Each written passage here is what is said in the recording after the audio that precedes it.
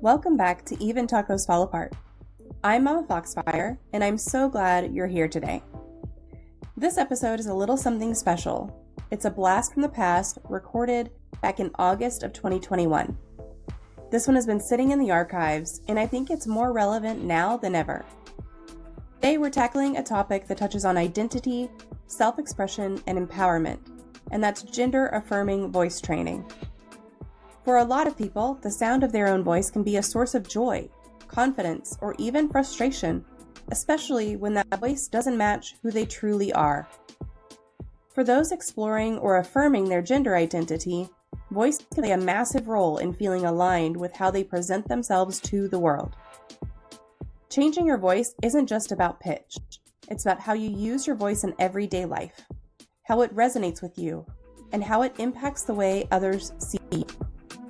For many people, it's part of a broader journey, often intertwined with mental health, self-discovery, and sometimes systemic challenges.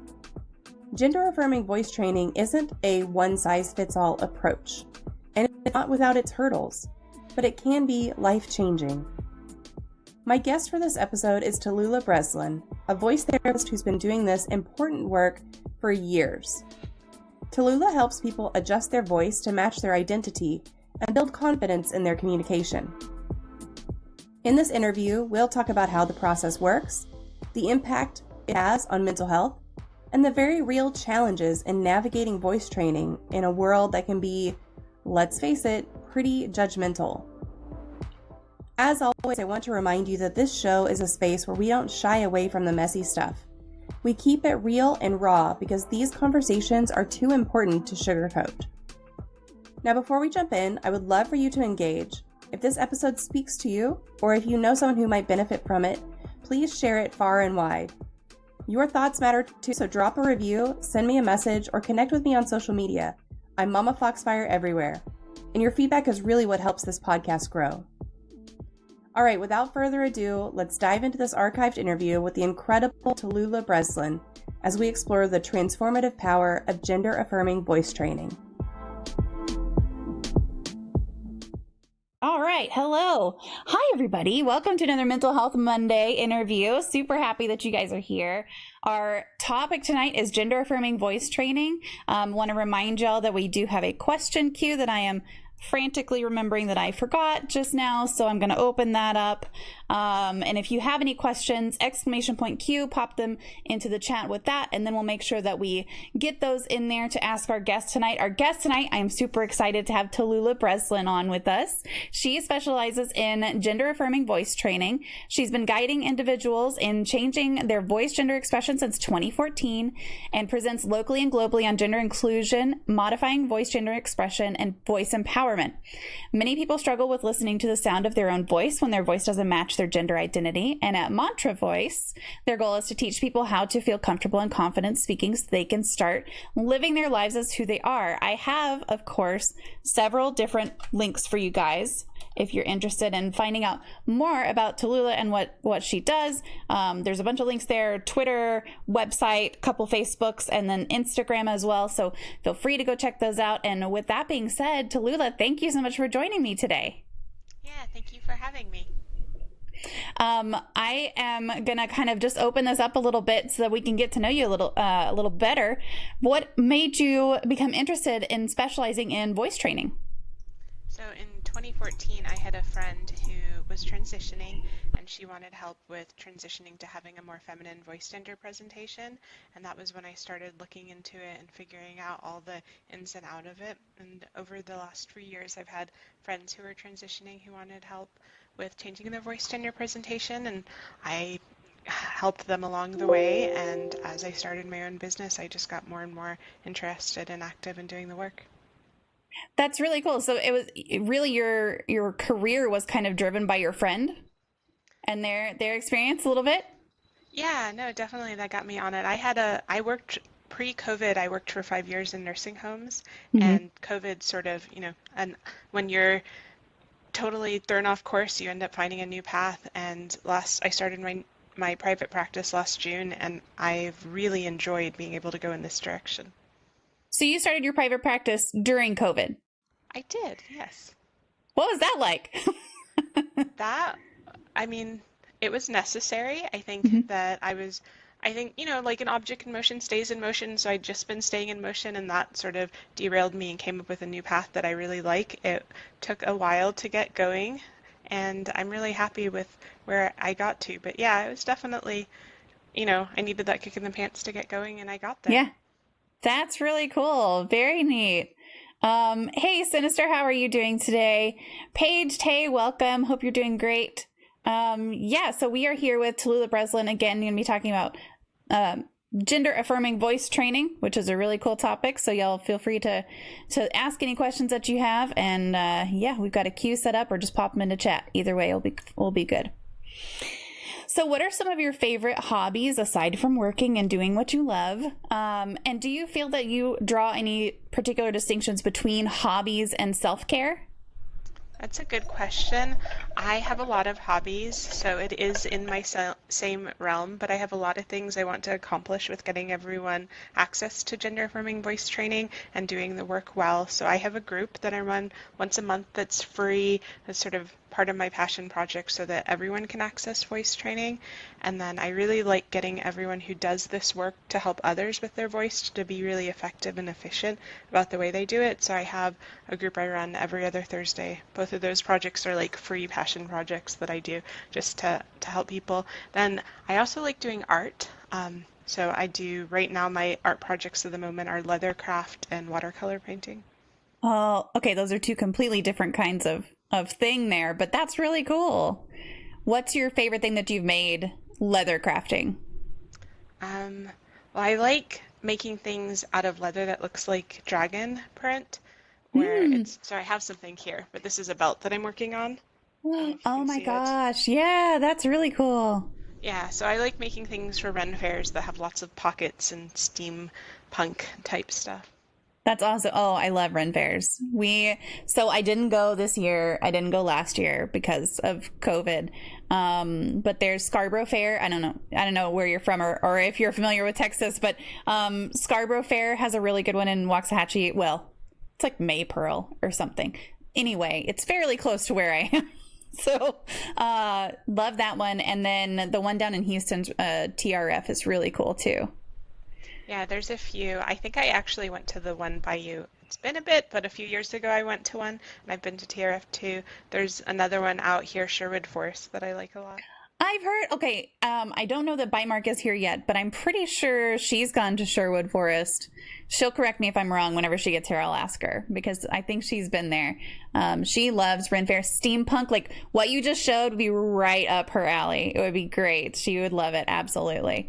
So, what's your favorite watercolor painting that you've done? The painting that I've done, I don't know. I tend to think of my art more about the process than the end product. I mean, Um, that's fair too. Yeah, right now there's a wildflower garden near my house that I've been painting out. They have beautiful blossoms right now. That's been really nice. Aw, that's awesome. Yeah. I mean, you got to paint what's around you, right? Kind of get that practice in too, and just kind of get that expression onto paper. That's fantastic. Do you have a favorite book or genre of books? I love science fiction books. I like Stranger in a Hmm. Strange Land. I also like I think it's Dr. Seuss, Oh, the Places You'll Go. I know Oh, it's a I kid love book. that book. That doesn't matter. It's like perfect. Yeah, absolutely. That's a good book. My 7-year-old really loves that. Well, we haven't read it in a long time. Right now, he's reading something. Super Rabbit Boy, something about, and then Zombie Goldfish also. What was the first book that you said? I'm just looking it up on Goodreads to share a link. Stranger in a Strange Land. Stranger in it. I haven't heard of that one. It's an Strangeland. oldie. Oh, there we go. Nice. Well, here's a link to that if anyone is interested in checking that out on Goodreads. You buy it wherever you want to buy it. So we kind of dipped into a little bit of COVID already, but the past year and 4 months have really changed things for a lot of people. And, you know, it doesn't matter what job you're doing, the world has essentially changed and in some instances stopped. So what have been some of the challenges of going virtual? And I know that you started your practice, so this is a little bit of a like, how does it compare to your previous, what you're doing previously to doing voice therapy online? And what have been some of your biggest wins and some of the biggest challenges of that? That is a big question. It is. Yeah, so let me walk you a little bit through my path. So like I said, I had been doing nursing home work, a lot of swallowing and cognitive therapy. Most of the voice work I did in nursing homes had to do with people who their volume was getting quieter from Parkinson's. And then think about February, March is when we started to have the first impacts from COVID. And I think the beginning of June is when I left. It was hard. It was full plastic gear, like lots of masking and plastic shields and gloves and just a lot of things. And I think it was really good for people to have speech therapy because they just didn't have a lot of interactions as they had before, in addition to needing the help. But I did end up going a different direction, started my private practice, and obviously with COVID, it was going to be virtual. Maybe not like long-term always the goal when I started it, but that was needed. And I worked bit by bit on getting things going, and getting all my tech set up and getting my business to exist. And I really like it now. I like working with people in their home because they meet me where they are. They don't have to find a new place or interact with other people. We just like get together and work in their voice.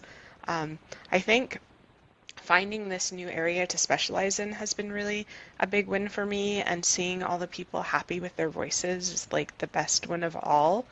Yeah, I mean, I love what I do now. It's really nice. So it's sort of an indirect path to get here, but I'm really happy that I did.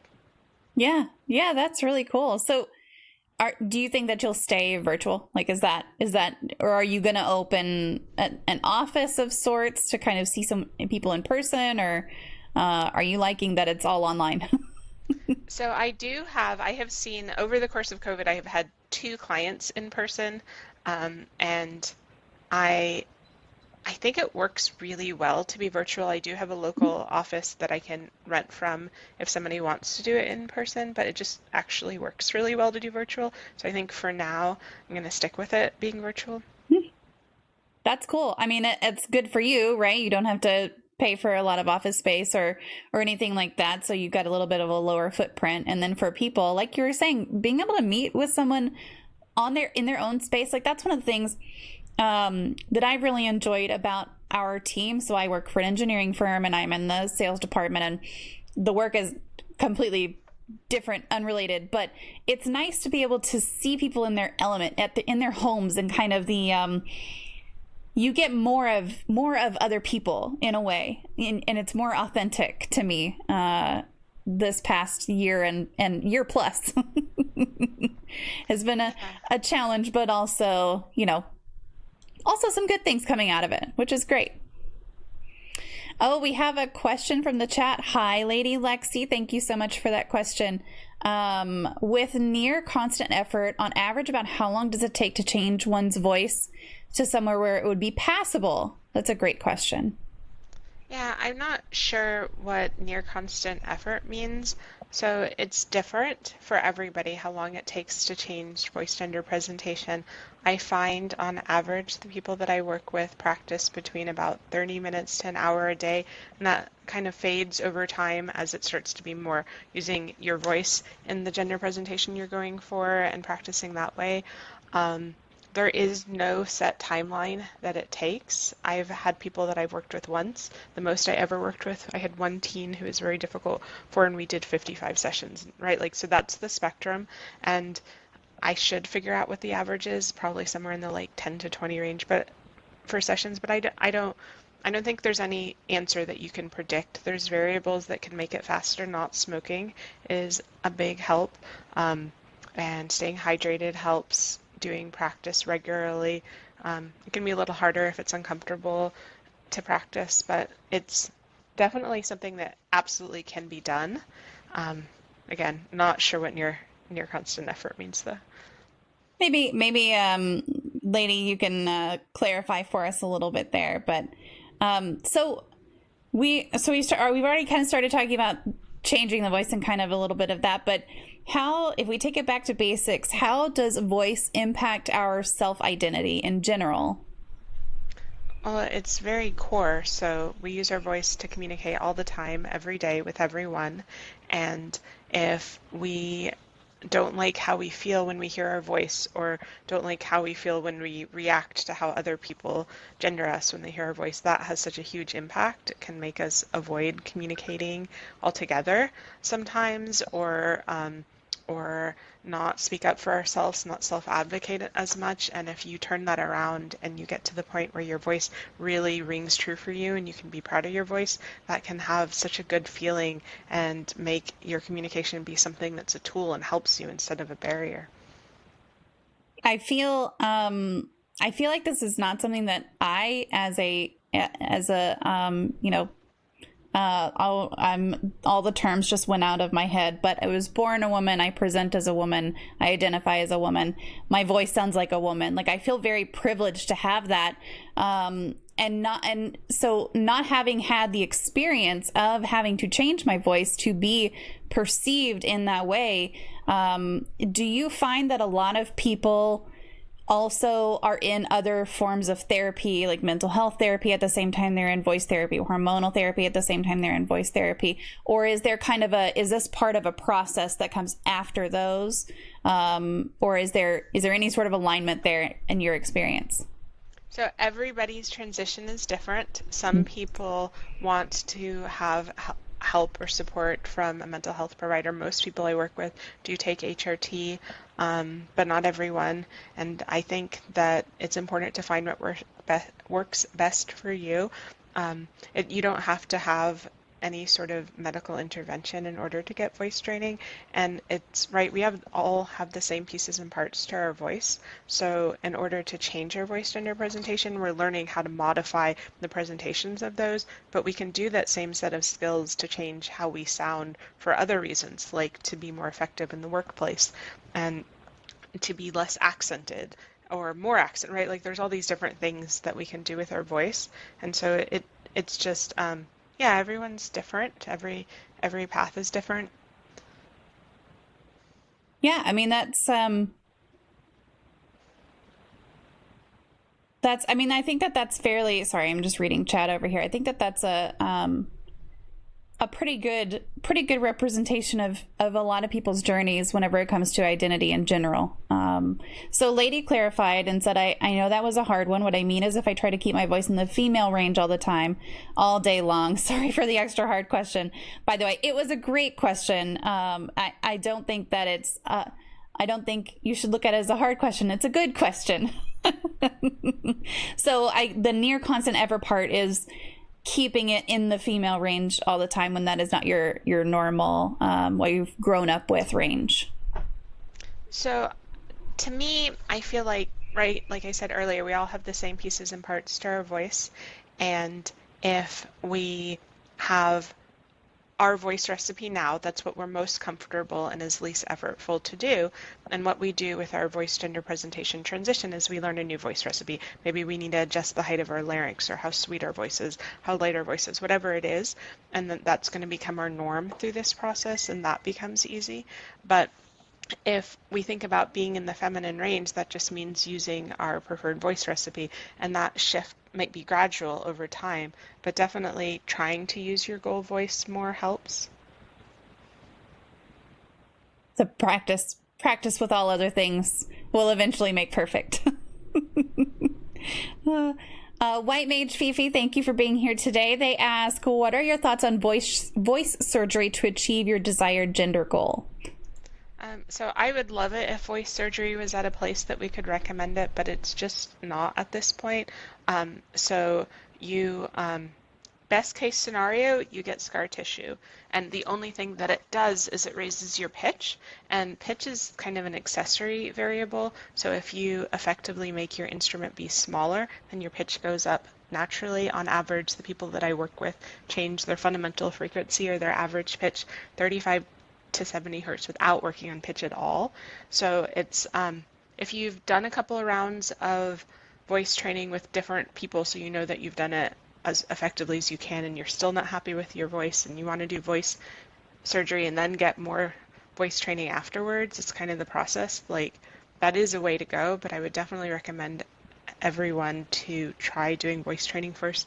I've never had anyone I've worked with go on to get voice surgery afterwards, because you just get better outcomes, and you also like lose flexibility with your voice. You can't access the lower end of your range, and it doesn't give you extra range, it just raises your fundamental frequency.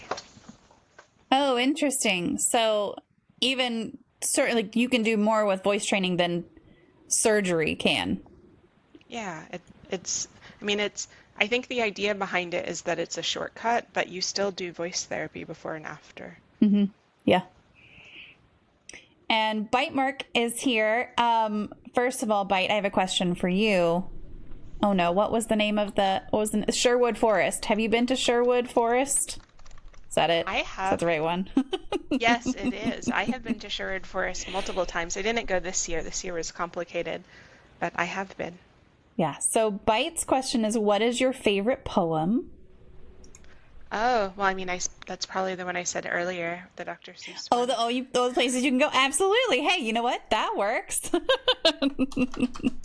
It's such a good one. So, okay. So Bite said, I haven't, but I'm familiar with Sherwood, and I have friends that go. I thought maybe it's one of my coworkers that has been there before. But it's real familiar. So, Bite, when we were talking about the books earlier, Tallulah was saying that, the places you go is the places you'll go. It's one of her favorite books. So, what is the impact to a person's mental health when they feel they are aligned in voice and identity versus being misaligned? And I guess that's kind of internal and external, right? But what's the impact to a person's mental health when that happens?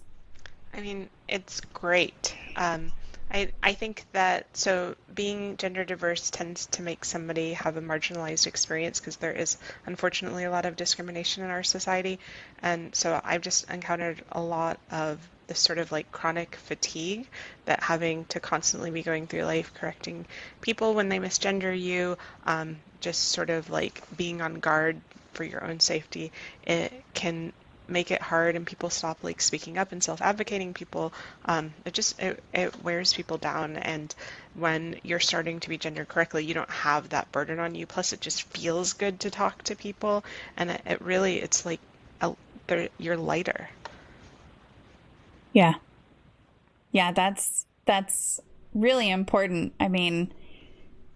I think that a lot of, at least in my experience, a lot of people who haven't had that misalignment just don't even know. My 14-year-old is non-binary, and it's whenever they hear me correct someone in person when they say she instead of they, and I just poke a little they in there, just real quick, like you can see the relief in their face, and they're 14. Like that relief in their face when someone else is doing the work for them is amazing. So not even having to worry about the work and not do the work, that's got to be such a huge relief, and a huge just weight off of their shoulders, anyone's shoulders. Yes, absolutely. I'm so glad to hear that you're supportive for your child. Yeah, sometimes I don't support everything when they want to get acrylic paint on the floor, but no kidding. Well, so I also have a 7-year-old who is a living tornado, and he'll come through, and it's like I know when he's been home for more than 5 minutes, because there's just a trail. Like I can track you to where you are, wherever you are in this house. I know exactly where you are because there's a trail. He's a mess, an absolute mess.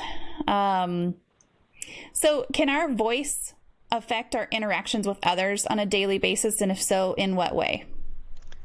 Our voice absolutely affects people. So 95%-ish, like the majority of the message that we give isn't the words that we use. And having the message be given in a certain way can impact whether or not somebody actually stays and listens, whether or not they think that they know what it is that we're going to say. how they feel. We can, right, like we can just dump whatever we're experiencing in our voice on everybody, or we can gift them this voice that they feel good when they hear it. And a lot of that has to do with how effective we are. If I'm like, all right, you need to do this thing right now, it's really urgent.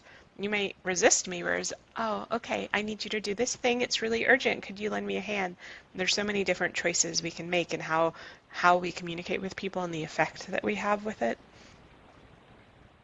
That's interesting because my experience with those two inflections that you just did has been opposite. And maybe that's because I work in a male dominated field. But if I use the sweet voice, the higher voice, I don't get as good of a response as if I use the mean voice. like I have But you can be sweet and low too. Well, oh, that's true. That's true. Yeah, I would really appreciate if you could help me with this really quick. It would be really, really appreciated. Or like up high, could you help me with that? It would be really nice if you could help me with that.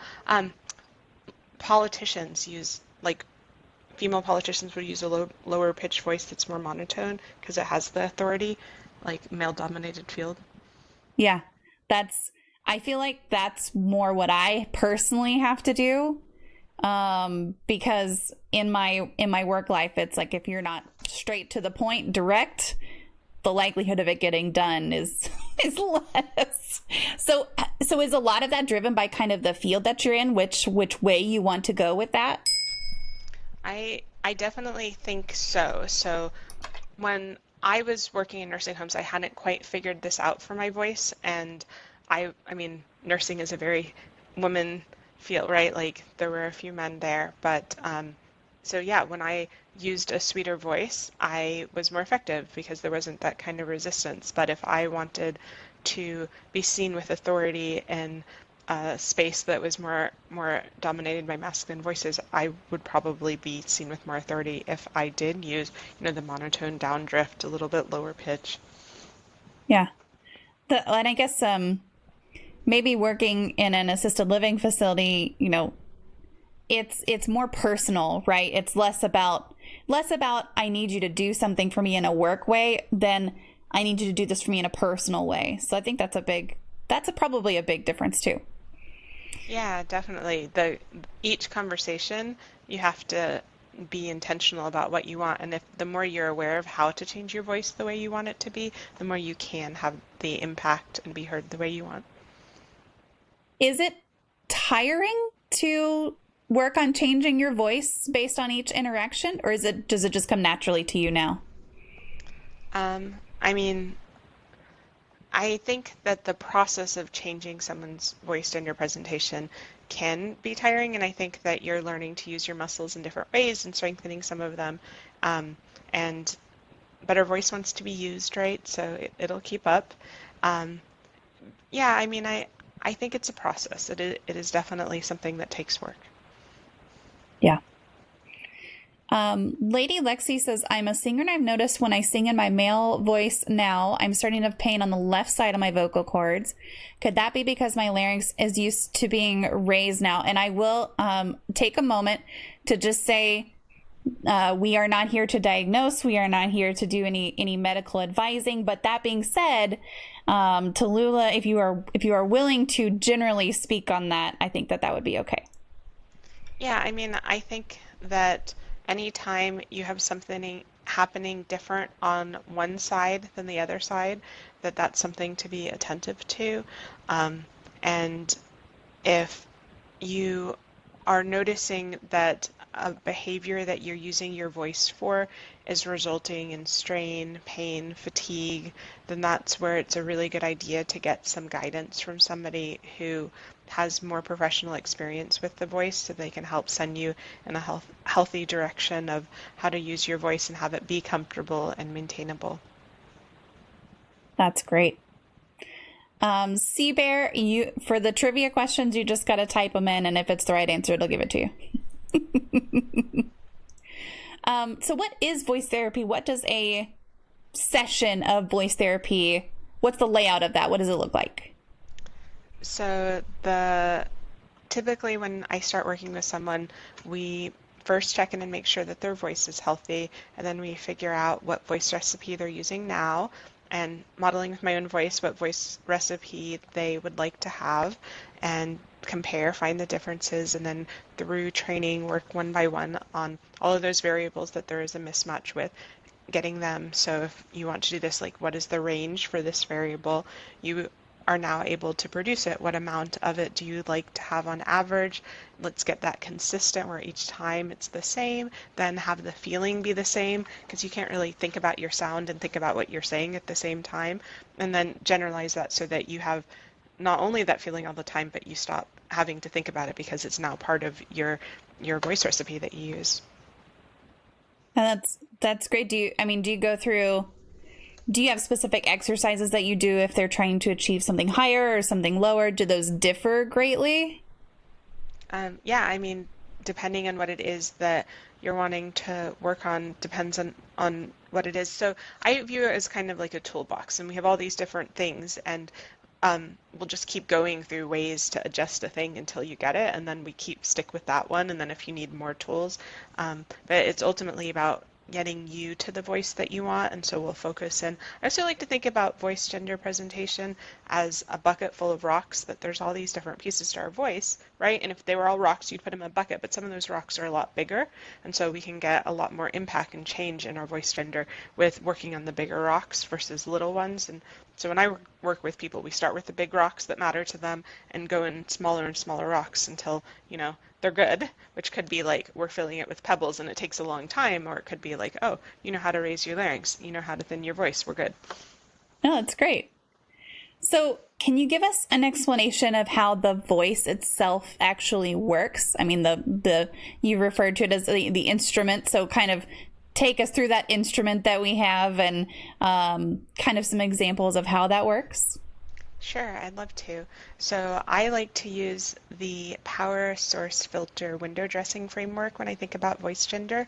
So power, that's the same for all of us. We have our breath, our posture, how we're anchored, how supportive we are, how we control our airflow. I know, I see you like, oh, I should sit up. Yeah, so that supports our voice and powers it. And the more control we have, the more intentional we can be with how the sound quality comes out. And that's our power. Then we have the source of our sound. So if you put your hand on your throat, you can feel the part that goes up and down. That's your voice box. And we make our sound from there. We have true vocal folds that vibrate. The tilt of the top cartilage can make our voice be really, really sweet or really vertical, really bored. This is so boring. We can have our voice be really constricted or really wide open to let the sound come out. We can have a very, very light voice or a really heavy voice that has a lot of weight to it. All of those things happen with the sound that we're making.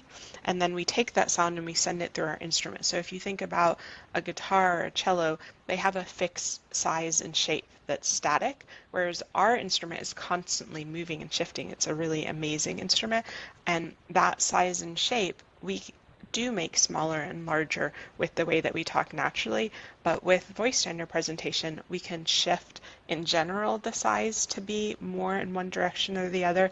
And if we do, like, we are gonna lower our larynx and have our throat be wide, our soft palate be high, everything be big and open, or jaw loose, we're gonna get a much darker sound. And then if we raise our larynx up and we're gonna add in narrowing in our throat and in nasal and together, and then everything's just gonna get really, really small and get smaller and smaller and smaller until we just have this really, really tiny voice. That's resonance. It's our filter. We filtered our sound into being in a smaller or a larger cavity, and then we take all of that, right? Like, we made the sound, we shaped it, we amplified or dampened the harmonics to get the sound quality we want, and that is our voice gender presentation. But culturally, we can layer things on top of it to change how in our particular culture our sound is. So we can change what words we use, what accent. I'll be gone. That's just so lovely, ladies. We can change how we pronounce sounds. We can change our pitch, our intonation patterns, all of those things that culturally have meaning but aren't directly from our anatomy. And if our voice gender presentation matches what we want it to, we can use any sort of cultural overlay and have it still carry the voice gender presentation that we're going for. That's really cool. The thing where you went from the deep to the high was almost like you had put a voice filter and you were just turning it. Knobs, yeah, they're like little knobs. It was really cool. It was like you just had a knob and you were just turning that voice filter to high. That was great. Oh, I'm not the only one who adjusted their posture. See? It's not just me. Yeah, that was really cool. Bite said that was really cool. White Mage said love it. Yes. Yeah, absolutely. It's neat to think about the different ways that you can adjust your physical body to affect your voice, because we don't think about, our voice being this thing that comes from your physical body, or at least I don't. Maybe everybody else does, but I don't think about it that way. I just think, well, voice is voice, and I can do silly voices with my kids, or, when I sing, I can do different tones and hit different notes and whatever, but I don't think about it that way, So thinking about it as an instrument, it's really cool to kind of put all that together. It is really neat. It's really cool. Yeah, I mean, our instrument is amazing. And sometimes I think thinking about our voice as an instrument can sort of make it easier to approach this work, because right, like there isn't like, well, if my larynx is in this height position versus that's the female position or the male position. It's just, this makes me brighter, this makes me darker, what sound is right for me. And there's lots of different combinations that people would tend to code one gender or another, or not code at all, a certain gender, not be sure. So we can find the combination that works for us. I didn't show you belting, which, hey, how you doing? That's another cool one that comes from your lower cartilage here. There's so much with the voice. Yeah, that's really neat. I understand the physical changes being made, but hearing it was neat. Yeah, exactly. Yes, that was neat. That example of it was really cool. So you mentioned smoking in particular. Well, actually, before I do that, my brain just popped a thought in there that now it's gone. Nope. Oh, I wanted to say, I appreciate that you're talking about it in terms of brighter and darker versus more masculine and more feminine. I think that that's really important, and especially if you're trying to achieve something neutral, or you just want to have a bright, like you just want to change the way your voice sounds legit because you just want to change the way your voice sounds. I like that term of it being brighter or darker versus more masculine or more feminine, because like I said, in my personal experience, I have to use one voice at work and a different voice with my kids and a different voice, but I don't think about it that way necessarily, but it's brighter with my kids, and it's a little bit darker whenever it's at work. So I appreciate that you put it that way, for sure. Yeah, there's a lot of different terms. The important thing is what sounds right, what fits with you. I think that there's a place for using masculine, non-binary, androgynous, feminine, because people do perceive those things, and certain combinations are more likely to get coded a certain gender than another, but we're not shifting between a masculine, right? Like if you think about what I did earlier, if I was going to make everything as hyper feminine, if that was the direction we were heading, I'd sound like I was a little tiny girl, and that's not, right? So we found that balance that works for us, and people will continue, unfortunately, in our society to code things binary, but ultimately the sound quality that we like is the perfect voice for us. Yeah, that's a really, really, really good way to put it. It's almost just profound to think about it that way.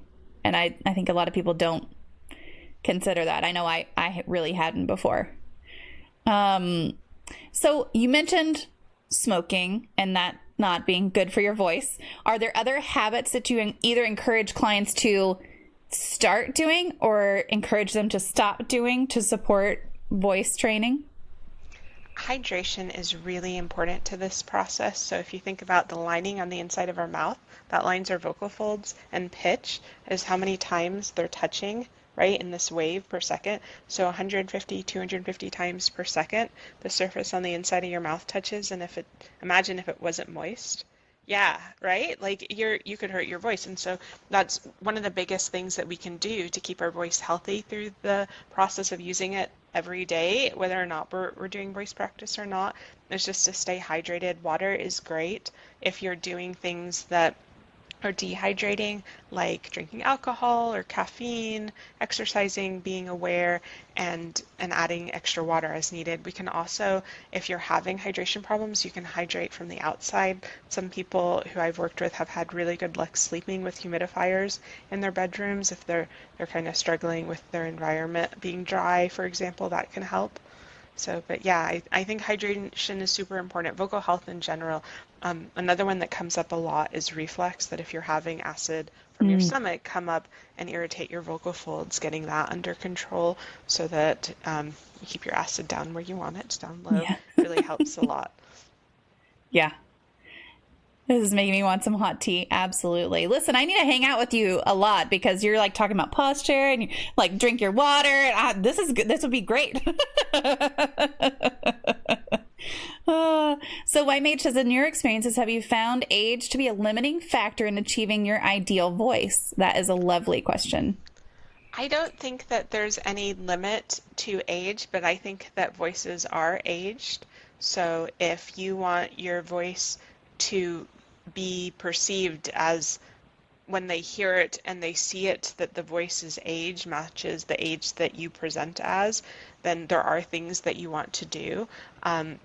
If you sound like someone who's a very different age than you, that's going to catch their ear. And I find a lot of this work is actually the opposite. Like, they want to uncatch people's ear. They want to just have the voice sort of seem natural and blend in. So definitely there are limits if you want it to kind of correlate, but there is no age at which you can't change your voice. I think there's probably a bottom limit that if you are kind of not at the point that you're ready to do the practice and commit, I think 11 is about the bottom of where I found that it's possible. You know, if your child is 8, then maybe their voice hasn't shifted yet anyways, right? But yeah, that would be the main limiter, I think, would be too young. Yeah, unless you're trying to get my 7-year-old to make funny voices consistently, I can't see him, if he was wanting to change his voice, I can't see him practicing every day. Now, that's not to say he doesn't already do voices. He has Tourette's, but not coprolalia, so he doesn't have words, but he has lots of noises and everything. And even that, like, even having to deal with the strategies around that, it's hard to get him consistent on that. And that's something that can really impact his quality of life. So something that's maybe would impact a quality of life of a 7-year-old, but that is optional. It's like keeping your room clean. It's really hard. Yeah, I mean, I've worked in the schools, so I have a concept of speech therapy. I think I found it to be like 50% entertainment, 50% structured with kids. That's a good balance. For sure. Yeah. I mean, it's hard. It's hard to get kids to focus. But then I think about my 14-year-old, and they could, if they were wanting to change their voice, that's something that they could focus on, and they would be willing to focus on if it was important enough to them. So I'm trying to think about when they were 11 or when my older kids were 11. That's probably about in my experience, in my opinion, it's probably about the right age. If something is important to them, that's when they're willing to practice it on their own. Yeah, that's definitely, and I think it's very individual, right? Like, there are adults who cannot focus on the practice, so it's not always age driven. Feeling called out right now. Oh, no, that wasn't what I meant. But I think, right, like, it's important to have strategies to make it easier, and not every practice needs to be sit down, do a drill. So I think being flexible and finding creative ways to practice. I like water, the idea that if you're having trouble practicing, just use your voice tools, what you're practicing every time water touches your body. If you're washing your hands, you're not really doing anything else anyways, right? True. Unless you're trying to brush your teeth at the same time, which would be just awkward and weird. Yeah, okay, that's one I hadn't thought of. So what are some of the voice exercises that you use for deepening your voice, and what are some of the voice exercises you use for lifting your voice, just generally speaking? So when I hear you say those words, what I hear are dark and bright, I think is what you're referring to, the size of our instrument. Yeah. A kind of fun way to explore the height of our larynx, which has it's the biggest stone for how bright or dark our instrument is. It shortens or lengthens our vocal tract, our tube that our voice goes through. We can yawn and like lower our larynx, then talk into the yawn. Oh, my larynx is very low. Or we can do a high silent E to make our larynx go higher and have our larynx be in a higher position, and then yawn into a really low position and kind of explore height that way. feel like I need to yawn now. Just You can't. I mean, if you don't yawn, I will be impressed because you started thinking about it. I know I did. I started thinking about yawning. Lady Lexi says, my biggest problem is shyness when changing my voice. It makes me feel like such an imposter and embarrasses me badly. I'll just say, I suffer from imposter syndrome myself in my daily life, and so I know the struggle there, but I'll let Tallulah kind of address that when it comes to your voice and practicing the voice that you're trying to achieve. There are so many different ways that all of us sort of experience imposter syndrome, unfortunately. But I think it has its place in voice training that you sort of navigate around it. Something that can be incredibly helpful is community, finding somebody, whether it's somebody that you know that you can trust to record a voice sample and send it to them and get feedback, or it's somebody who's also practicing their voice and they want to practice with you. Having safe people to practice with is hugely helpful. And I think that sometimes if it's not abstract, it can be easier. So if you are comfortable recording your own voice and listening back, when we hear our voice through our ears without it being a recording, it goes through our bones, and that sound is actually different than what other people hear. Whereas when we have a voice recording or a voice, that is the same as the sound, I mean, a little electronic, but it's the sound that other people hear. So that gives us a more true representation of our sound. And so in that process, sometimes when you hear yourself, you can say, oh, I thought that sounded bad, or I thought that sounded fake, but then you're like, okay, this is heading in a good direction. And then also sometimes it helps not to judge it as like, oh, did that sound like a woman or is it fake? Or more like, was that when I did it this way brighter, or when I did it that way, was it brighter? Okay, can I consistently keep my sound brighter? Can I do this each time? And that sometimes not focusing on the big picture, but just the piece that you're working on can help. That's a good question. Yeah, I like the not focusing on the big picture for a little bit, because sometimes you get too lost in the big picture. When you look at something as a whole, it's daunting, right? Like just making any sort of change is that way. It's uncomfortable to look at the whole thing and say, oh shit, I have so much work to do still. Where if you look at the tiny little steps, and I do this, everything's about my kids. I do this with my 7-year-old all the time, because I'm like, all right, let's pick up all the dinosaurs right now, because if I tell him go clean his room, he's going to go, there's no way I can clean my whole room by myself. I can't do it. It's impossible. But if I tell him, let's pick up all the stuffed animals, then he's on it and he gets it done in a couple minutes. I'm like, cool, now all the Legos.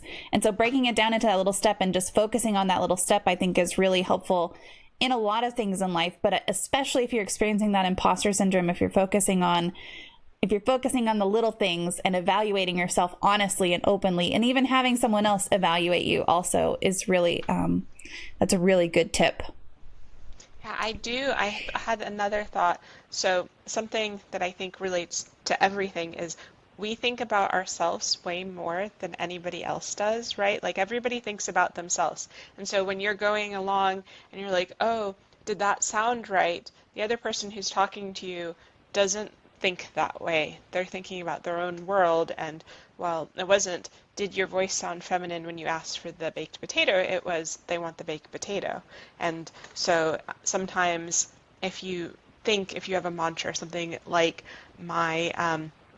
the only one judging my voice is me, or I'll make the best voice I can, and it'll just keep getting better. Whatever it is that works for you.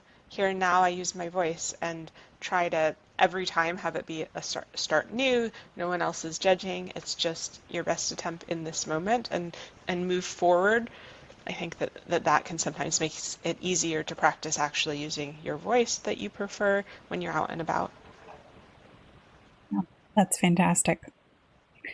So aside from gender affirming with voice therapy, are there instances, and we've talked about it a little bit already, but where someone might want to change their voice either situationally or more, oh my gosh, my words have just failed me completely, or more constantly or consistently? I was torn between those two words. Yeah, no, I mean, there are tons of ways that people can change their voice that aren't her voice gender presentation. It's just the same set of skills. So if you're in your workplace and, right, like you gave an example where you're working in a field that's dominated by people using masculine voice patterns, and if someone came in and they really wanted to be promoted into leadership, but they had a voice just like this, and this wasn't really getting them, even though they were really smart, like this wasn't really getting them where they wanted to go, then they might want to use less pitch rises, to have their voice be a little bit lower. I know in the 1970s,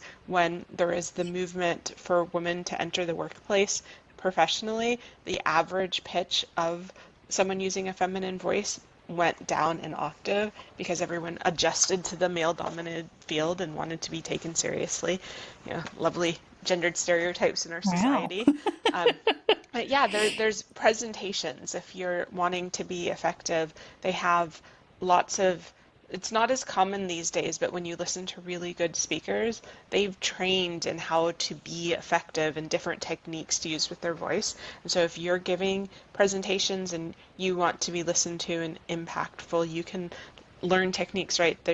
Our voice is so powerful a tool, and I think that everyone is served by working on it and sort of gaining ownership of their sound. Yeah. Do you have a lot of people come to you for changing their accent, either removing their accent or I guess, have you had anyone wanting to obtain an accent at any point? Yes, so I have certainly had, okay, so we all have accents. Yeah, true.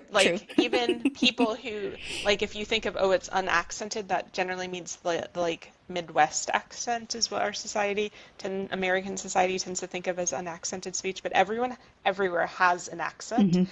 And you can use other accents. You have to learn them if you want to sound different, but you can.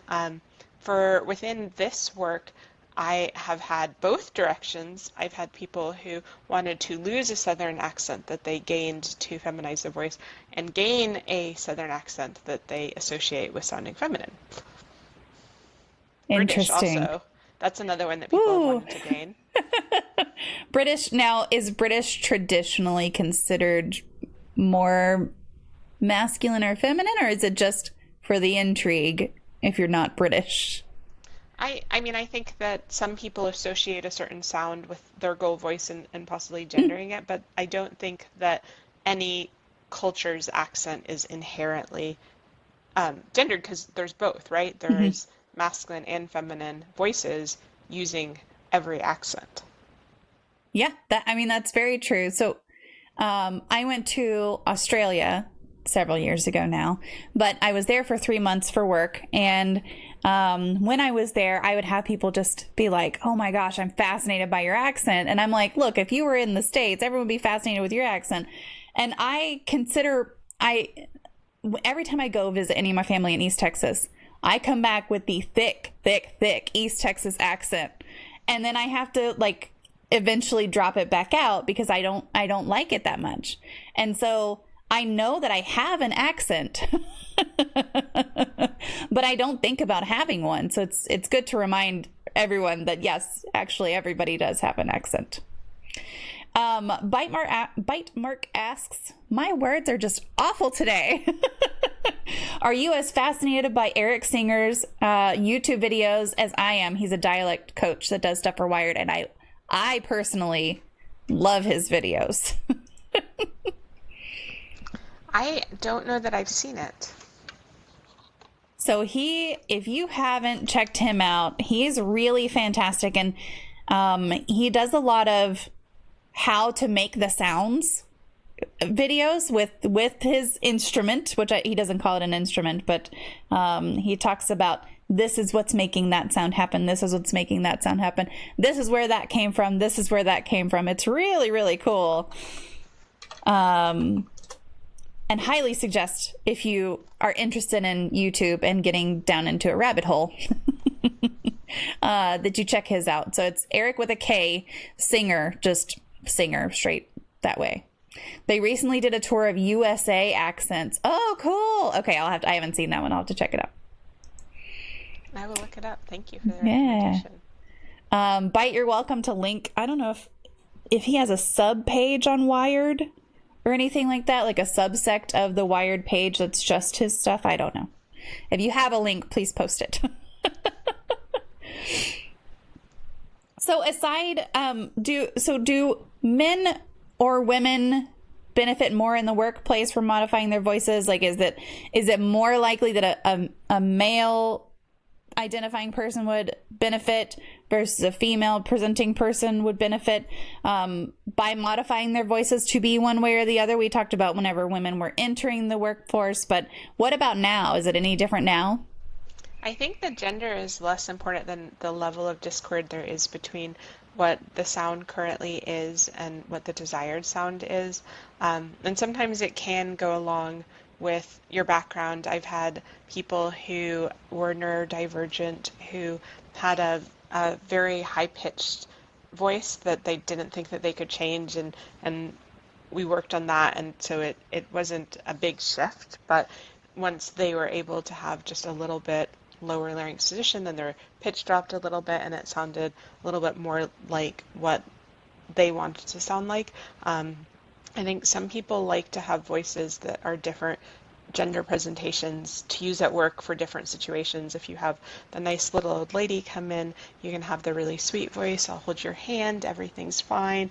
And then if you have the big football players, you might want like, hey dudes, how you doing? You might want a much tougher voice, and being able to shift is helpful. It's really, like what voice resonates with you, what voice do you hear in your head, what sound qualities do you like. It's so individual and it can change over time.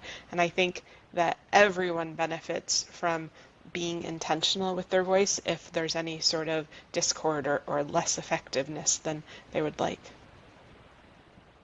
Do you work with clients on word choice in addition to delivery of those words at all? So I will if it's a goal for a client. There are things like adding tag questions or indirect versus direct language that can be used. I find that most people come to me for their voice, and so that's the focus, and that tends to be, if it's something we're talking about, it tends to come up later and more briefer, because if your voice sounds right, you can use any words, right? That's true. That is a good point. So is there such a thing as voice discrimination? And if so, who is most at risk for that? Unfortunately, there is. We've had a lot of conversation right now about the workplace, and there's a lot that goes on in the workplace that people will get discriminated against on their sound, also gender presentation, and in general. We all know about the salary mismatch between men and women, like 75 cents to a dollar, I think. But yeah, no, I think that there are many different situations in which there can be voice discrimination, all of which we should get rid of. People risk harm if their gender expression doesn't match their voice gender expression, right? If you're going along and somebody clocks you, that has led, unfortunately and horribly, to situations where people have been harmed. In hospitals, you're trying to get care from doctors who don't know you, and maybe it's not your voice gender, maybe it's that you have a communication disorder and you aren't as clear speaking, or you're disfluent, or you have Tourette's and you say words, and so then somebody talks to someone else like you're not even there, and you're not being able to make your own medical decisions, or because you have the presentation that makes people question that is your intellect the same as everyone else's, maybe they devalue your quality of life and deprive you of life-saving care. Yes, it's a big thing. It's not something that should be there, but I think bringing awareness to it helps, because any time that we can hear somebody and we realize that it's affecting how we're reacting to them in a way that isn't what they're intending, then we can focus in on the words that they're saying, and that can help kind of break through some of that. Yeah, it's such a big thing that I think, there's a lot of things in the world right now that get talked about as far as discrimination go. They all need work, and I wish none of them were there. I wish we could all just treat each other as humans. But it's frustrating. It's frustrating for a lot of people to go through all of that, especially when you're going to see the doctor or something. That hits home for me, because a lot of the times I go in with my kids, and fortunately we've got great doctors now, but there have definitely been instances in the past where we had to go through some bad doctors to get to the good ones. And it's hard to see that kind of discrimination hit so close to home, for sure. Thank you for that link, Bite. She just sent the, I'll send this to you after. Let me copy that so I don't forget. She sent part 1 of the US tour. I'll have to watch it also. For sure. So if you weren't doing what you do now, or if you had chosen a different path, what would you be doing instead? So prior to when I decided to start my private practice, I had wanted to get a second master's in public health administration. My little sister is very inspiring to me. She went back to school and did that, and then she started working for the city of Durham, and she's been helping them make their homeless services be more in line with the Housing First concept and low barrier shelter access, and a lot of things that have made a big impact in their city with making there be less homeless people and higher quality of life for people who are struggling with housing. And for me, healthcare access and healthcare being fair and equal to all are really big issues. I really like problem solving systems approaches, so I had that drive to go in and do that. I think I'm really happy with where I am now, and maybe I think more getting my voice out there and getting people to hear and figure out ways that they can make healthcare more accessible versus like going back to school is, I really like what I do. It is a lot of fun and really practical to help people with their voice. Yeah. So you're just surrounded by really inspiring people. Sounds like. I try. I mean, right? Like they say that the people that you surround yourself with are the people that you're like. And so if you surround yourself with people who are working in making the world a better place, you yourself are more likely to be working on it as well. I love that. Also, I'm realizing I'm in trouble. No. Well, you know me now, so yes. See, there you go. Listen, you're going to get me to sit up straight and drink my water, and that's great. Fiona sent this question in ahead of time. What is your day-to-day experience like as a voice therapist, and what was your experience like when you were training to become one? Those are very different things. So now things are pretty chill. I get up in the morning, I do my little internet check on all my social media, and then I do one-on-one conversations with people where we work on their voice, spend an hour with you, and then you eat, do a little paperwork and billing, mostly just talking to people. Graduate school is a whole nother ballgame. It's like, okay, like we're going to plan for this session. We're going to have the 2-page plan approved and talk about it. And then we're going to go do our hour-long session. And then we're going to spend an hour writing up a 2-page note about what we did during the session, and spend an hour talking to the clinician who supervised us about it, and for every single session and all the many, many different areas that the field of speech therapy encompasses. We're working on swallowing, or little kids with speech disorders, or their voices, or communication devices, right? This huge field that we have.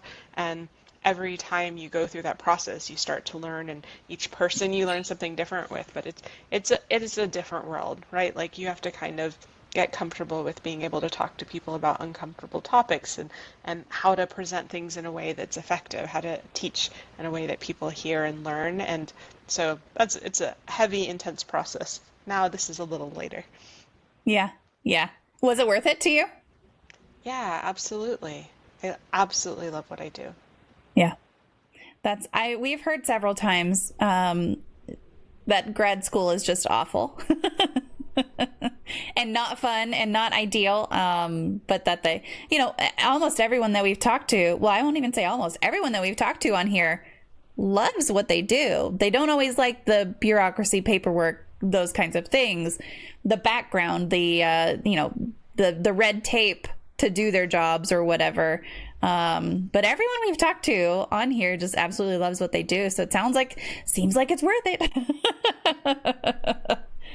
Yeah, I think helpers are driven to helping fields where they can help people.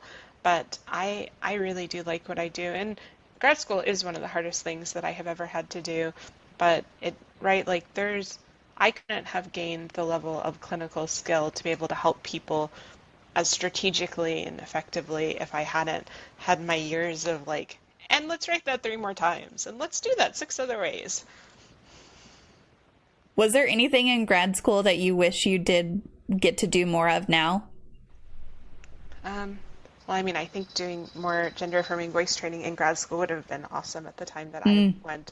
There wasn't a lot of it. Great voice program, but that hadn't worked its way in as deeply. I I mean, I think it would have been nice to have a placement in an ENT's office. I went to a hospital instead. But I did a lot of AAC in grad school. I really like with communication devices, giving people voices who don't have them. And that was a big focus in grad school for me. That's But pretty yeah, cool. I had a pretty good grad school experience. I got to Yeah. do, I think I had like 31 placements during my time there. They kept me busy. Yeah. Yeah. Were you just going to grad school? Like, was that your total focus? I had not an externship. Oh, I don't remember what it's called. It's been so long, but there's a job that you have where you work for doing research. I had a research assistant There you job. go. There we go.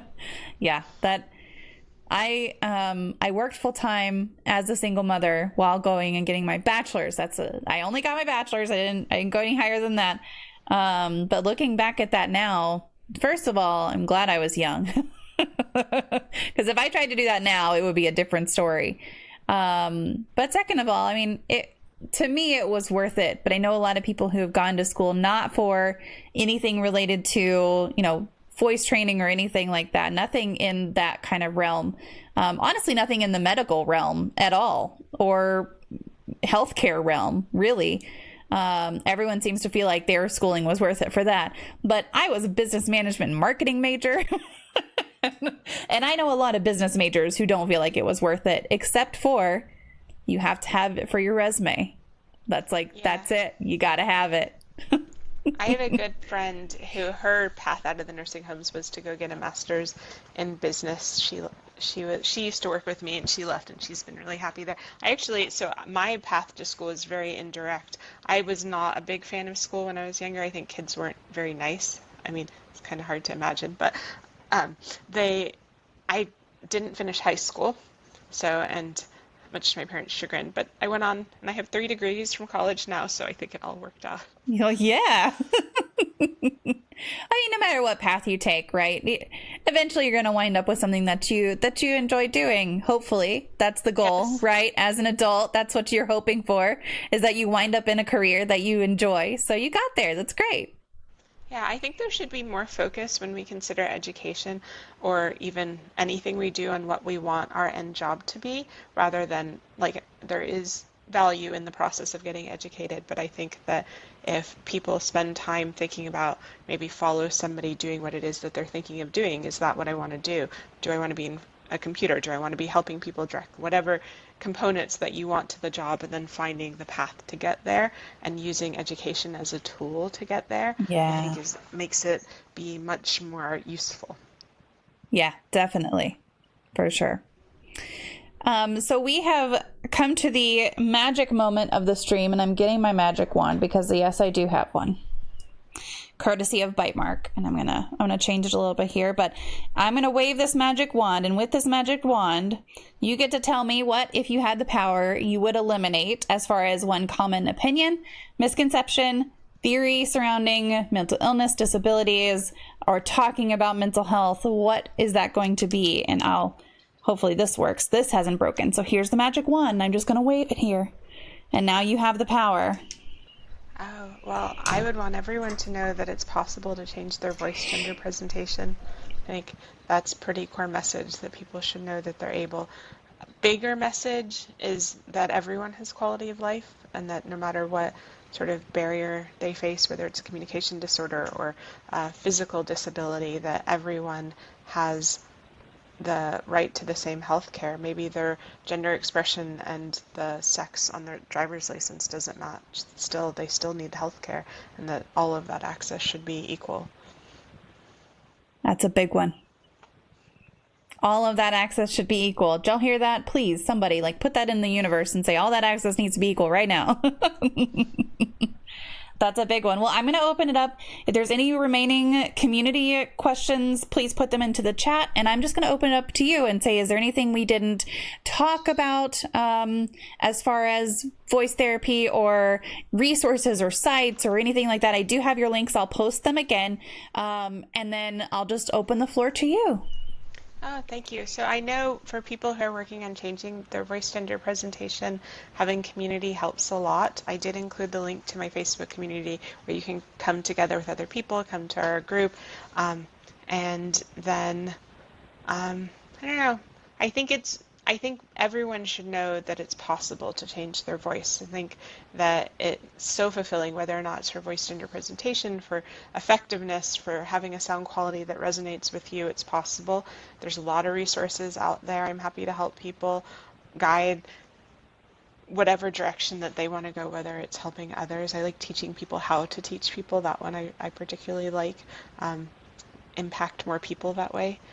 But yeah, no, I think that, I see Trans Refuge being recommended. That is an awesome site. So first of all, they have a whole bunch of really cool people in Australia that are really, really nice that I like. Hey! But yeah, Trans Refuge is a great space. It's very inclusive, and they have meetups on Friday and Saturday nights where people can come and meet with community.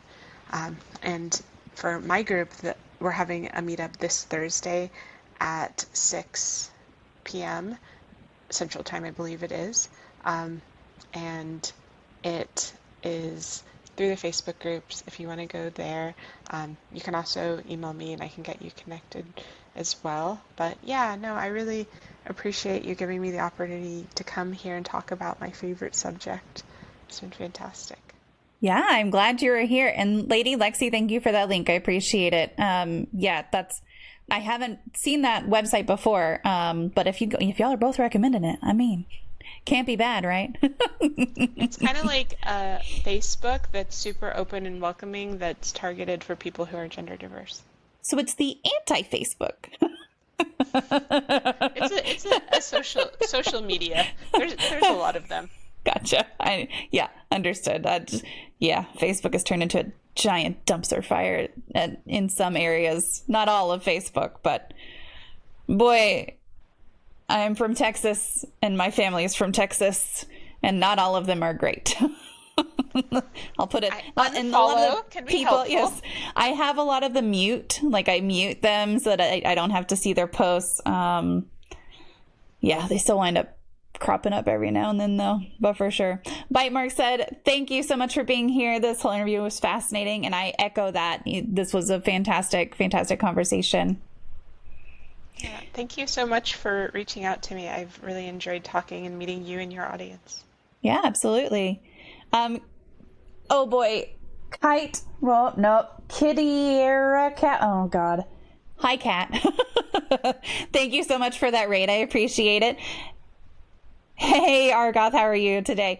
I will be right back. I'll be back on playing some New World in just a minute. Give me 5 minutes to disconnect with our guests. I'm going to switch this over to a Be Right Back screen. But again, thank you so much, Tallulah, for being here. And chat, I will be back in just a minute. That was an incredible conversation with Tallulah Breslin. I hope you found this episode eye-opening and inspiring. Gender-affirming voice training isn't just about hitting certain notes or adjusting your pitch. It's about reclaiming a part of yourself, aligning your voice with your identity, and feeling empowered to navigate the world more authentically. What struck me most in our conversation is how universal the idea of finding and using your voice really is. Whether you're working on gender-affirming changes, trying to communicate more effectively at work, or just learning to speak for yourself, the tools Tallulah talked about can be applied in so many ways. It's a reminder that our voices are more than just sounds. They're extensions of who we are. Tallulah's emphasis on community and practice really stuck with me. Changing something as personal as your voice isn't easy, and it doesn't happen overnight, but having support makes all the difference.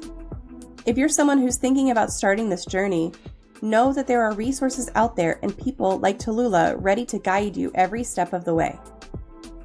I'd love to hear your thoughts on this episode. Did anything resonate with you? Do you have your own experience with voice training or finding your authentic voice? Let me know. You can connect with me on social media or drop me a line. I'm MommaFoxFire everywhere.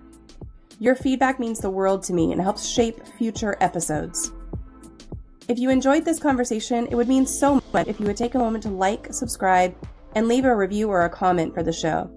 It's a simple way to help more people discover these important conversations, and honestly, it makes my day to hear what you think. Thank you so much for spending time with me and for being a part of this community. Remember, even when things feel messy or overwhelming, there's always space for growth, empowerment, and finding your own unique voice. Until next time, take care of yourselves and each other. I'll see you back here soon for another episode of Even Tacos Fall Apart.